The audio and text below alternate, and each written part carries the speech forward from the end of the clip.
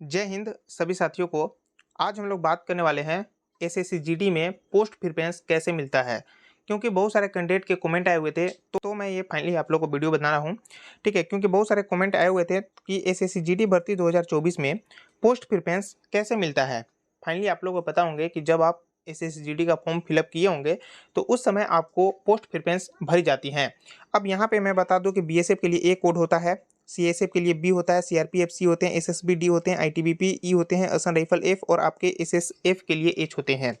तो बहुत सारे कैंडिडेट कमेंट किए हुए थे कि मान लेते हैं कि एसएसएफ की कटअप मान लो गया कुछ भी, आपका सीएसएफ के लिए एसएसबी के लिए जो भी पोस्ट है उसके लिए जो भी कटअप गया और हमारा जो मार्क्स है वह लगभग कुछ भी है, तो कैसे हमें कौन से पोस्ट देखने को मिलेंगे।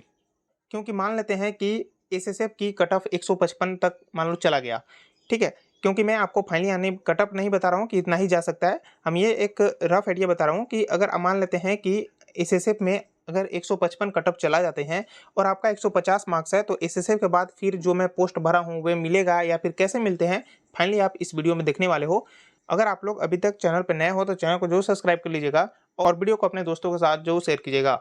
और फाइनली आप लोग को पता होंगे कि मैं फाइनल एक्सपेक्टेड कट ऑफ का स्टेट वाइज वीडियो बना चुका हूं और लगभग सभी स्टेट के लिए मैं कवर कर चुका हूं, तो उसका प्लेलिस्ट बना हुआ है, आप लोग प्लेलिस्ट में जाकर देख सकते हो।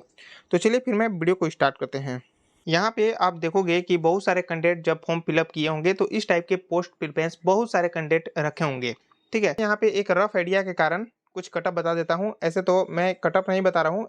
मान लेते हैं कि कट ऑफ मान लो 155 चला गया एसएसएफ का, सीआईएसएफ का मान लेते हैं कि 140 गए हैं, मान लेते हैं एक प्रकार ले। ठीक है, एसएसबी के लिए यहाँ पे 135 गए हुए हैं और जो नॉर्थ ईस्ट वाले बच्चे होंगे वह असम राइफल को पहले रखे होंगे और एसएसबी बाद में रखे होंगे। सीआरपीएफ के लिए यहाँ पे 115 मान लो कटअप जाता है और आईटीबीपी के लिए जो कटअप जाता है मान लो 125 जाते हैं और आपके असम राइफल के लिए जो कटअप जाते हैं लगभग मान लेते हैं कि 130 जाते हैं और बीएसएफ के लिए मान लेते हैं कि 113 अगर कटअप चले जाते हैं और मान लो कि आपके एग्जाम्पल के तौर पे लगभग 125 मार्क्स है। ठीक है, तो कैसे आपको कौन से पोस्ट देखने को मिलेंगे अगर आप इस टाइप के पोस्ट प्रिफरेंस रखे हो या फिर किसी भी प्रकार के रखे हो, तो फाइनल कट ऑफ कैसे जाता है और आपको कैसे पोस्ट प्रिफरेंस दे दिए जाते हैं। कहते हैं कि 125 नंबर है, ठीक है, और आप इस टाइप के पोस्ट प्रिफरेंस रखे हो तो मान लेते हैं कि एसएसएफ का कटअप अगर 155 चला जाता है और आप ये फर्स्ट चॉइस रखे हो तो आपको ये नहीं मिलेंगे, क्योंकि यहाँ पे आपके नंबर 125 ही है।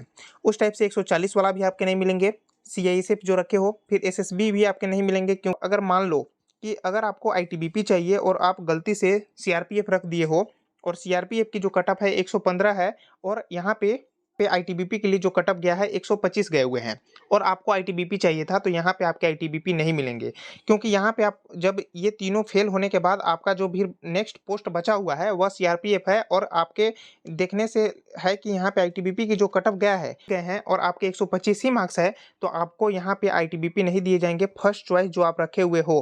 ठीक है, जो आपके ये पोस्ट नहीं मिलने के बाद जो बचेगा सीआरपीएफ, तो आपको सीआरपीएफ देखने को मिलेंगे। तो इस टाइप से यहाँ पे पोस्ट प्रेफरेंस काम करते हैं। ऐसे जैसे मैं और भी यहाँ पे मार्क्स रख लेता हूँ जिससे कि आप लोग को और भी आसानी से क्लियर हो जाएंगे।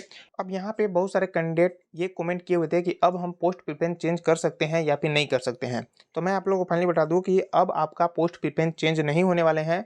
फॉर्म फिलअप के समय आप लोग जो पोस्ट प्रेफरेंस दिए थे उसी के अनुसार आपके फाइनल सिलेक्शन कराए जाएंगे। अब मैं यहाँ पे बता दूं कि पोस्ट प्रेफरेंस कब कब चेंज कराए जा सकते हैं।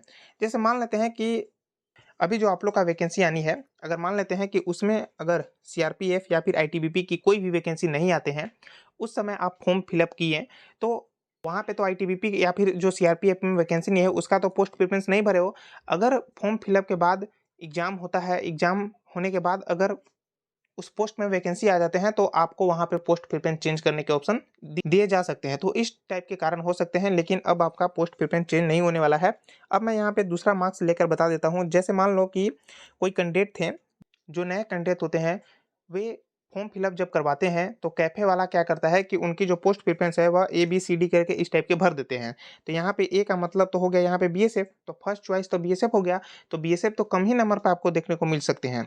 जैसे मान लेते हैं कि अगर आपका 130 मार्क्स आ गया, ठीक है, और अगर आप फर्स्ट प्रेफरेंस अगर बीएसएफ दिए हैं तो आपको बीएसएफ ही देखने को मिलेंगे। चाहे आपकी 130 मार्क्स है उसमें आपको सीआरपीएफ की कटअप भी पार हो गया, ठीक है, आईटीबीपी, असम राइफल कुछ भी हो जाए, आपको बीएसएफ ही देखने को मिलते हैं। तो फाइनली आप लोग यहाँ से समझ गए होंगे कि पोस्ट प्रिफरेंस कैसे काम करते हैं, ठीक है? और भी कुछ यहाँ पे मार्क्स मैं लेकर बता दूँ तो जैसे मैं यहाँ पे बात कर ले कि अगर मान लेते हैं कि आपका 138 नंबर आ गया है, ठीक है?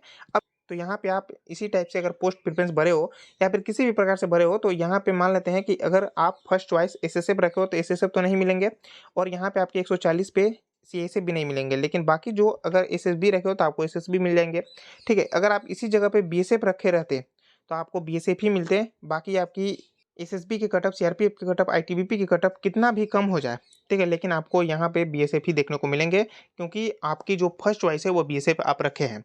तो फाइनली आप लोग यहाँ से समझ गए होंगे कि पोस्ट प्रेफ़रेंस कैसे काम करता है, कैसे आपको जो भी मार्क्स होगा उस हिसाब से आपको पोस्ट प्रेफ़रेंस देखने को मिलते हैं। तो फाइनली आप इस वीडियो में देख लिए होंगे, बहुत सारे कैंडिडेट के कमेंट आए हुए थे, तो मैंने सोचा कि इस पर मैं फाइनल वीडियो बना दूँ, तो मैं ये फाइनल वीडियो लेकर आया था, ठीक है? अगर आप लोगों को वीडियो अच्छा लगा होगा तो वीडियो को लाइक, कमेंट, शेयर ज़रूर करना, ठीक है? तो फिर मिलते हैं अगली वीडियो में।